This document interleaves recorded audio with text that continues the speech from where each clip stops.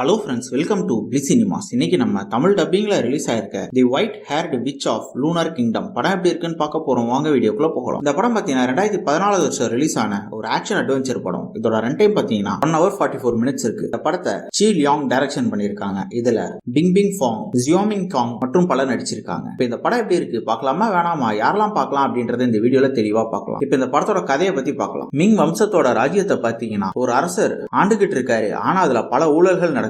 அவங்க அந்த நாடையே அடிமையாக்கி வச்சிட்டு இருக்காங்க. அதனால பல மக்கள் பாதிக்கப்படுறாங்க. அதை எதிர்த்து ஒயிட் ஹேர்ட் விச் ஒருத்தங்க போராடுறாங்க.